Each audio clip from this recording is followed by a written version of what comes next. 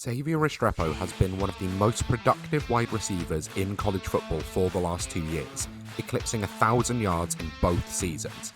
But he is a slot-only wide receiver, which could lead to his value dropping. However, with incredible route running ability and shiftiness to break the play open after the catch, this guy could be a steal in your rookie drafts and produce as a wide receiver 2 in the NFL for years to come. So, let's dive in and see how I found watching Restrepo's film and highlight a few of his strengths and weaknesses. Restrepo is a bit of an older prospect, having played 5 years in college, obviously being part of that COVID class that mean that he could stay for an extra year, but it was worth it when you look at his production over the past 2 seasons, eclipsing 1,000 yards both years and going for over 10 touchdowns in his final season in college. Now, the Cam Ward breakout helped a lot with this, but he was Cam Ward's favourite target in that Miami offense, and it really shows when you look at the stat line. The most obvious thing when you look at the overview here is the height, 5'9", which obviously is going to limit him in some facets of the game. But the fact that he's weighing in at around 200 pounds shows that he has the stocky frame to compete with contact over the middle of the field. So this isn't someone who's both short and skinny. This isn't a Tutu Atwell type. This is a robust slot wide receiver who is able to take contact, and it shows when you watch his film. So, I've obviously already highlighted that Restrepo is a slot-only wide receiver, and you can see this in terms of the strengths and weaknesses of his game. He has a really quick release, which makes a big difference to his ability to win in short areas and win quickly off the line. Obviously, this is very important in the slot when you're playing in a very congested area of the field. He's a really good yards after the catch threat. He's very creative in the open field. In the clip package that I put together, you can see a lot of that shiftiness in open space, and this makes up for the lack of long speed that we see from him.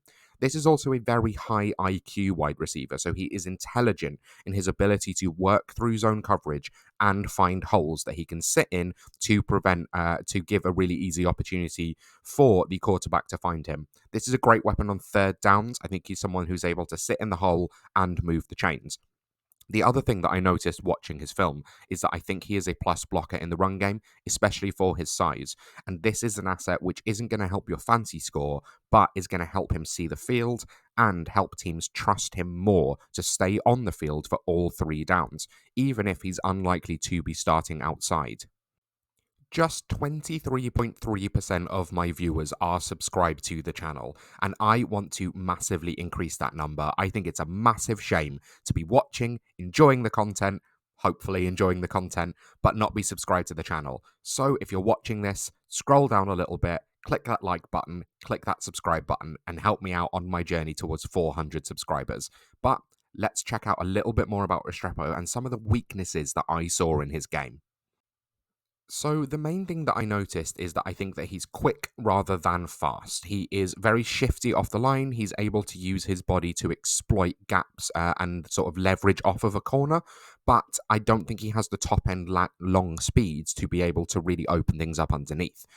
Obviously, as we've seen already, he lacks size to threaten at the boundary. You have to be an incredible athlete with an incredible catch radius to be shorter and still be able to threaten in contested catch situations, which he is just not going to. His catch radius is genuinely tiny. He's very rarely extending outside of his body to kind of extend that frame. So I think even when his catch radius is small, he plays as if it's even smaller. And so he really tends to catch with his body rather than his hands. It doesn't stop him getting open. It doesn't stop him being able to catch an incredible amount of balls and gains yardage after the catch. But I would love to see him being able to extend through his frame to the catch point in order to just make that tiny catch radius seem a little bit less small. The playstyle comparison for this one was relatively easy. I've gone with Hunter Renfrow. This is a very slender frame and someone that only works out of the slot, but still able to be very productive because of their route running and yards after the catch. Talking of which, what happened to Hunter Renfrow? Why was he a wide receiver 1 and then suddenly completely disappeared off the face of the earth? In terms of his draft value, I anticipate him going towards the back of the second round, maybe the early third. But I can see this dropping if he isn't the same athlete at the combine as we expect him to be, because obviously he needs to be quick in order to make up for that frame. Then in terms of the rookie draft value, I think this is someone that can be incredibly productive, particularly in PPR leagues, but he is slot only, so he's probably going to function as the wide receiver 2 at best in an offense, more likely the wide receiver 3.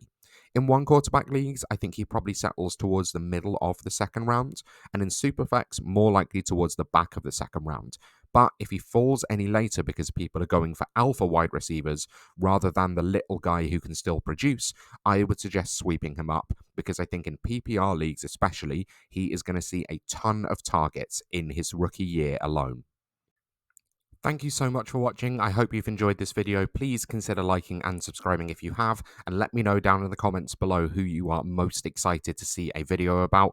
Thank you so much. I hope you have a great time, and I will see you next time.